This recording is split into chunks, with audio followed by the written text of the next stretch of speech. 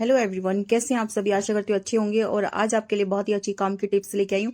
जैसे कि आप यहाँ पर देख रहे हैं कि बादाम बादाम आजकल मार्केट में असली भी आते हैं, नकली भी आते हैं। अगर कोई देता भी है बादाम तो क्या करता है, सूखे हुए बादाम भी दे देता है और मतलब थोड़े कुछ सस्ते रेट पे भी देते हैं। बादाम क्या है कि अंदर से सूख रहे होते हैं। और असली और नकली का पता करने के लिए कि अगर असली होंगे ना तो उसमें मतलब ऑयल बहुत ज्यादा होगा, ऑयल होगा। और अगर मान लो कि कुछ सस्ते दे देते हो तो उनको चेक करने का तरीका यही है कि आप एक प्लेन कागज ले लें, टिश्यू पेपर भी ले सकते हैं। मैंने यहाँ पे बटर पेपर लिया है। 2 बादाम यहाँ पे मैंने रखे हैं और उसके बाद इसको अच्छे से कूट लिया। कूटते ही आप देखेंगे कि इसमें ऑयल निकला है। अगर इसमें ऑयल है तो समझ जाइए कि मतलब फिर भी ठीक है थोड़ा, लेकिन तो यहाँ पे देख सकते हैं कि मैंने जैसे दोनों बादाम को कूटा तो थोड़ा सा ऑयल निकला, तो ये फिर भी ठीक है।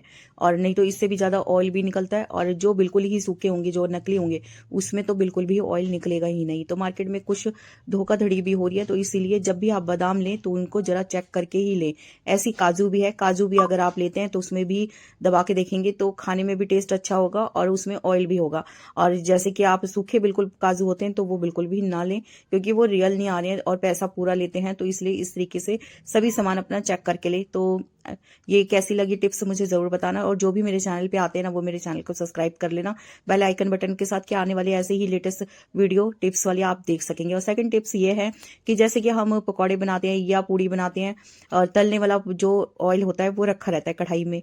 तो जैसे कि ऑयल कढ़ाई में रखा है था, मैंने पकौड़े बनाए थे और इसमें ऑयल में थोड़ा बहुत बेसन गिर गया तो रहता है। और उसके बाद ना फिर उसको निकालना होता है, छानना होता है। ऐसे तो रखेंगे तो फिर और चीजों में जब तड़का लगाते हैं या बाद में बनाते हैं तो वो सारी चीजें उसमें पड़ी रहती है तो अच्छा नहीं लगता। तो मैंने यहाँ पे ऐसे ही किया, एक कटोरी ली, लेके उसके बाद इसको छान के रख दिया। तो ऑयल अपने को मतलब जो भी बचा करे उसको अच्छे से छान के एक स्टोरेज उसमें टिफिन वगैरह में या किसी में भी आप केटल वगैरह में रख सकते हैं। मैंने यहाँ पे केटल स्टील का फालतू पड़ा होता तो मैंने उसमें ही रखा है, क्योंकि गर्म भी ऑयल अगर डाल देते हैं तो वो खराब नहीं होता। प्लास्टिक के बर्तन में अगर आप रख लेते हैं कंटेनर में तो वो दिक्कत होती है पलटने में भी। तो यहाँ पे मैंने छान लिया और मैंने आपको स्टेनर दिखाया। जैसे कि आप चाय छन्नी लगा रहे हैं, आप उसको छानने लगे हैं तो आप हाथ में पकड़ रहे हैं तो ठीक है, और नहीं पकड़ पा रही है जैसे कि कढ़ाई कई बार गर्म होती है तो स्टेनर में आप ऐसी जो ये चिमटी होती है कपड़े में लगाने वाली, आप उसको लगा के और उसको ऐसे मतलब खड़ा कर सकते हैं। तो स्टेनर कटोरी के बिल्कुल बराबर पे खड़ा भी रहेगा। मैंने आपको यहाँ पे दिखाया तो कि कैसे आप इसको कर सकते हो, दोनों हाथ से कढ़ाई पकड़ के और पलट भी सकते हैं। तो ये आपको सेकंड टिप्स भी कैसी लगी मुझे जरूर अपना फीडबैक देना, बताना मुझे जरूर। और उसके बाद यहाँ पे जो भी कढ़ाई में लास्ट बचा था ऑयल वो भी मैंने यहाँ पर लगा के दिखा दिया, मतलब पलट के दिखाया। और उसके बाद यहाँ पे मैं आपको चिमटी फिर से लगा के दिखा रही हूँ कि जैसे कि कटोरी के तले में रहता है ना तो ऑयल वो छन नहीं पाता। तो मैंने चिमटी लगाई और उसके बाद उसको खड़ा करके छन्नी को फिर रखा तो उसमें टप टप करके और बिल्कुल कटोरी में ऑयल आ जाएगा। तो कुछ इस तरीके से आप चिमटी लगा के और छन्नी को लगा सकते हैं, तो आपको किसी की हेल्प लेने की जरूरत नहीं पड़ेगी। और यहाँ पे थर्ड हैगी टिप्स, जैसे कि कस्तूरी मेथी होती है। कस्तूरी मेथी हमें चाहिए होती है, हर एक सब्जी में कहीं ना कहीं डलती रहती है, तो इकट्ठा लाके हम रख देते हैं। उसके बाद फिर क्या होता है, जैसे बारिश का टाइम आता है या सर्दियों का अभी टाइम है तो इसमें ना मतलब ये बहुत ज्यादा सीलन सी हो जाती है। जब आप इसे क्रश करके सब्जी में डाल रहे होते हैं तो ये बिल्कुल पत्ते की तरह रहती है। तो मेरी भी ऐसी हो रही है। तो मैं इसको कैसे फिर से स्टोर करती हूँ बिल्कुल ठीक करके आपको बता देती हूँ। तो यहाँ पर मैंने एक कढ़ाई रख लिया, कढ़ाई को मैंने गर्म होने के लिए रख दिया। उसके बाद फिर यहाँ पे मैंने मतलब आधी पलट ली है कस्तूरी मेथी जो। और यहाँ पे आप देख सकते हैं कि कितनी इकट्ठी सी भी ऐसे हो गई है, क्योंकि ये ना सीलन बरसात का टाइम भी होता है तब भी लग जाती है और फिर ठंड का टाइम है इस टाइम पे भी हो जाता है। तो मैंने यहाँ पे कढ़ाई गरम कर लिया। उसके बाद मैं इसे कलछी से पैचलर से इसको चला रही थी तो बच्चे से चल नहीं रही थी, तो मैंने यहाँ पे हाथ से ही पकड़ के इसको मतलब घुमाना शुरू कर दिया। अलट पलट मैं लगातार इसको करती जा रही हूँ। ज्यादा तेज आंच हमें नहीं रखनी है, कढ़ाई गर्म हो जाए उसके बाद फिर सिम आंच कर दे, उसके बाद इसको पलटते जाए। क्योंकि अगर आप ज्यादा तेज आंच में करके इसको मतलब सुखाने की कोशिश करेंगे तो इसकी खुशबू चली जाएगी।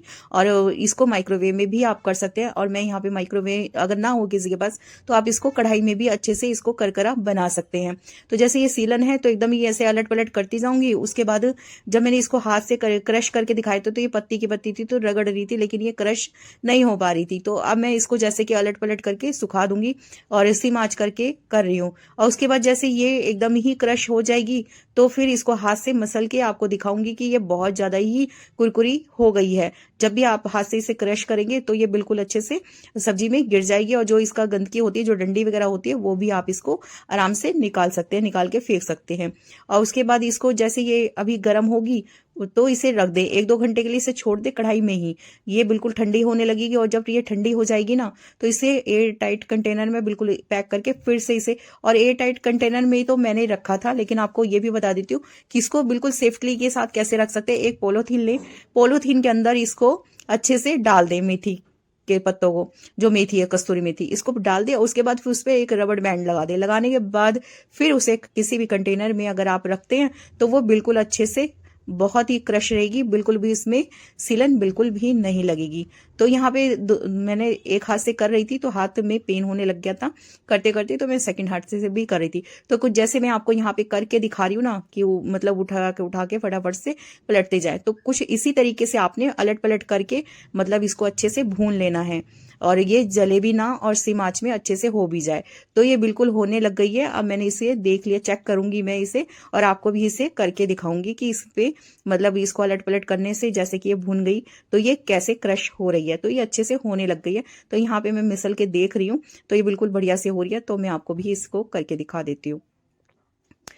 तो ये देख सकते हैं आप कि मैंने हाथ पे पत्तों से लिया और उसके बाद इसको रगड़ा तो ये बढ़िया से अच्छे से मतलब क्रश हो गई है बढ़िया से। तो कुछ इसी तरीके से हो जाएगी और फिर इसे साइड करके क्रश करी हुई ये सब्जी में डाल दें और फिर सारी डंडी को निकाल के इसे फेंक दें।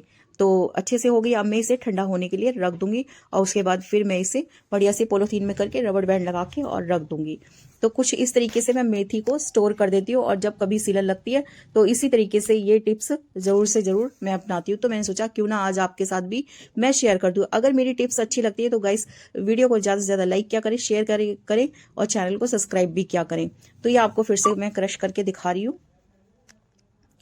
तो देख सकते हैं आपकी कि कैसा हो रहा है इजी तरीके से। तो बहुत अच्छे से यहाँ पे भून गई है और बिल्कुल भी इसकी सीलन अब नहीं रह गई है। और अब मैं इसे रखूंगी ठंडा होने के लिए और मैं गैस फ्लेम बंद कर दूंगी। और आपको 5 टिप्स मैं बता देती हूँ कि क्या करना है। जैसे कि सिलेंडर आता है, सिलेंडर अक्सर हमारे पास आते हैं और कई बार क्या होता है सिलेंडर तो हम चेक करा लेते हैं कि लीकेज है या नहीं है, और लीकेज अगर खुद से भी इसे चेक करना चाहते हैं तो कर सकते हैं। तो यहाँ पे मैं लीकेज आपको बता देती हूँ कि इसका मैं मतलब सील जो है वो खोल दूंगी। खोलने के बाद जो घर में अदरक होती है जो हम चाय में डालते हैं, अदरक आप ले आए, लाने के बाद इस सिलेंडर के नॉक पे रख दें और यहाँ से जहाँ से लीकेज चेक होता है इसके ऊपर अदरक का एक गुटक लाएं और लाके इसके ऊपर रख दें। जैसे आप रखेंगे 1 से 2 घंटे इस पे रखे रहने दें। सूखी अदरक थी और जैसे ये रखा रहेगा अगर ये लीकेज होगा तो ये 1 से 2 घंटे बाद उठा के देखेंगे जरूर से जरूर ये नीचे से गीली मिलेगी। अगर इसका कलर चेंज हो जाता है अदरक का तो समझ जाइए कि आपका सिलेंडर लीकेज कर रहा है। और आपको यहाँ पे ये भी दिखा देती हूँ कि इसका एक्सपायरी डेट कैसा होता है। जैसे यहाँ पे C29 लिखा है, 29 लिखा हुआ है, C29 जैसे कि A लिखा होता है तो ये मतलब कि C29 का मतलब ये है कि ये सितंबर तक चलेगा और इसका एक्सपायरी डेट 29 तक है, सन 29 तक है। तो तब तक सिलेंडर चलेगा। इसका क्या मतलब होता है, अगर यहाँ पे C की जगह A लिखा है तो A जनवरी फरवरी मार्च ऐसे रहता है, बी लिखा रहेगा अप्रैल मई जून इस तरीके से रहता है, सी रहता है तो जुलाई अगस्त सितंबर रहता है, डी रहता है तो यहाँ पे अक्टूबर नवंबर दिसंबर रहता है। तो कुछ इस तरीके से सिलेंडर की एक्सपायरी डेट भी आप चेक कर सकते हैं और इसका लीकेज भी चेक कर सकते हैं घर में खुद ही। अब मतलब किसी से मदद लेने की आपको जरूरत नहीं पड़ेगी। जैसे 1 घंटे के लिए मैंने रख दिया और उसके बाद उठा के देखेंगे कलर चेंज हुआ कि नहीं हुआ। अगर